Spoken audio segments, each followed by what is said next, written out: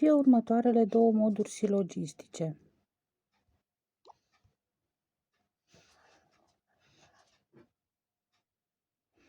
Fie următoarele două moduri silogistice. AEE figura 1 și IAO figura 3.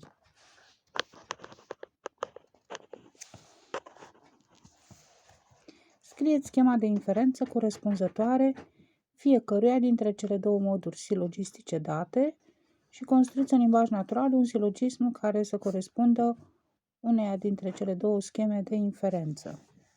Schema de inferență pentru figura 1 este următoarea.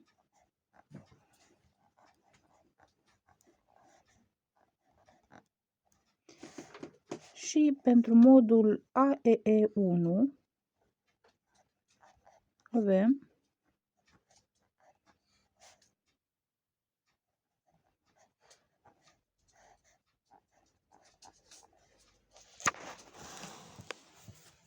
schema de inferență pentru figura 3. Aceasta este figura 1. Pentru figura 3 avem MP, MS,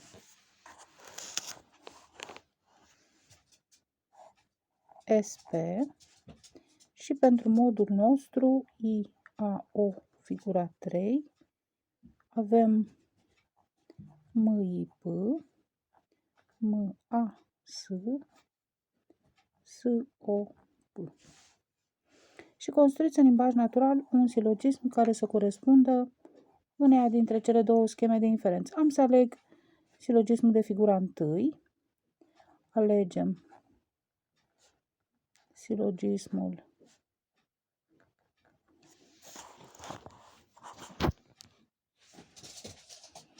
AEE de figura 1 și îl mai scriem o dată. MAP, SEM, SEP, îl desfășurăm. Toți M sunt pe, niciun S nu este M, deci niciun S nu este P.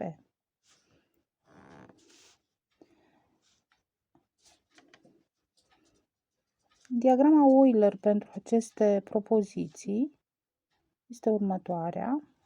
P îl include pe M, iar S și cu M sunt în raport de opoziție.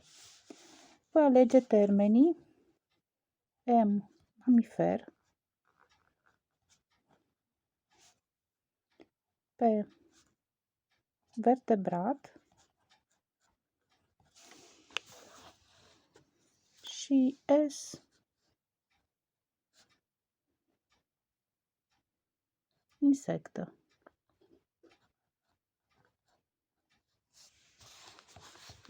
Și construiesc silogismul.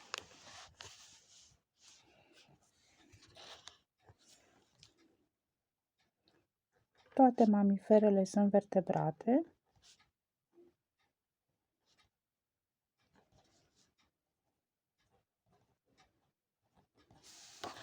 Toate mamiferele sunt vertebrate. Nicio insectă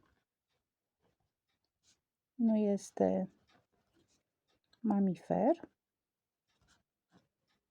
Deci, nicio insectă nu este vertebrat.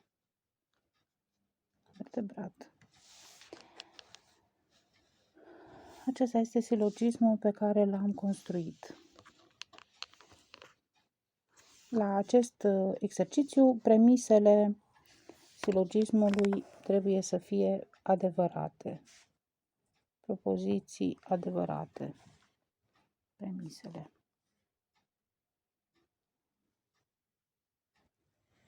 Acesta este exercițiul de la subiectul 3. Punctul A. 1.